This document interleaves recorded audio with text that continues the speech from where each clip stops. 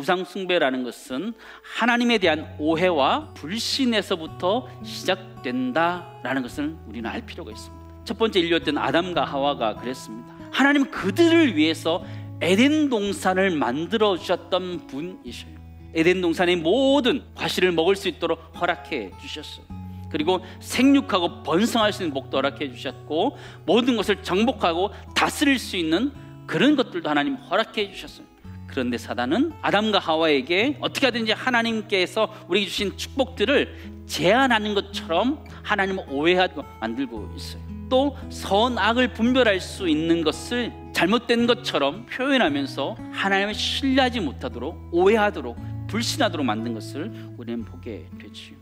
하나님에 대한 불신, 오해, 그것 때문에 하나님을 대신하는 것들을 만들게 되는데, 하나님의 자리에 하나님을 내리고 우리의 탐심을 그 자리에 넣고 있는 모습을 보게 되지요. 첫 번째 나누기 원하는 것은, 우상 숭배라는 것은 하나님의 자리를 자신의 탐심으로 바꿔치기 하는 것, 그것이 바로 우상 숭배라는 것이죠. 우리 인간의 목적은 무엇입니까? 웨스트민스터 소유리 문답에서는 사람의 첫째 되는 목적은 하나님을 영화롭게 하고 그를 영원토록 즐거워하는 것이다 명확하게 지적해 주고 있지요. 근데 우리는 살아가면서 잘 먹고 사는 것, 그것이 인생의 목적이라면 나는 우상 숭배할 수 있는 존재라는 걸 기억하면서 영적으로 깨어서 우리의 영혼이 하나님 영광을 위해서 살아갈 수 있기를 간절히 소망합니다.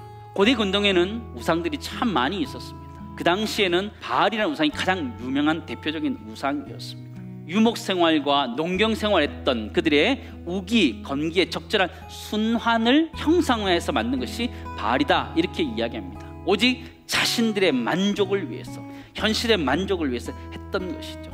역사적 사실과 아무 상관이 없는 것이었죠. 그것이 바로 우상이라는 것이었습니다. 그러나 구약에 나타나 있는 하나님은 어떤 하나님이에요? 아브라함을 갈대아 우르로부터 꺼내셨던 하나님이셨어요. 모세를 통해서 출애굽시켰던 하나님이시고, 여호수아를 통해서 가나안에 들어가게 하셨던 하나님이시고요. 하나님은 그냥 허구 위에 세워져 있는 것이 아니라 하나님 역사 안에서 자기 백성 이스라엘 위해서 일하신 분인 줄을 믿습니다. 그 얘기는 지금도 하나님은 우리를 위해서 일해 주시는 분이다, 그 이야기를 하는 것이죠. 예수 그리스도의 탄생도 마찬가지죠. 이 땅 가운데 역사적으로 임하셨고, 그 십자가에 못 박히셨고 부활하셨고 승천하셨던 그분이 역사적인 사실 위에 근거하고 있지만, 우상 숭배라는 것은 거짓에 세워져 있다는 걸 기억하면서 우리 모두가 영적인 눈을 뜰 수 있기를 주님을 축원합니다.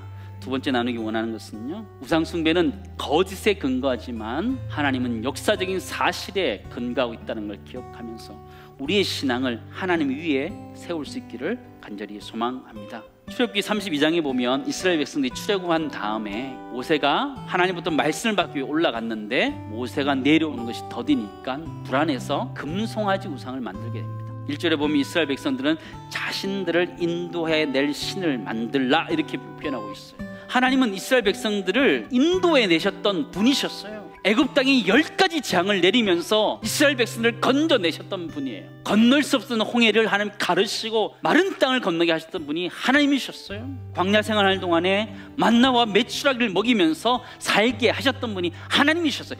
그럼에도 불구하고 그들의 눈에 보이지 않는다고 보이는 신을 달라고 말했던 것이 이스라엘 백성들이에요. 왜 그런 거죠? 내 욕심 때문에.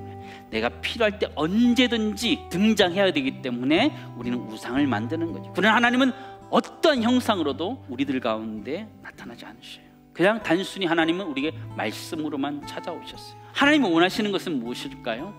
하나의 음성을 들으라는 것이죠. 사무엘상 15장 22절 말씀 보시기 바랍니다.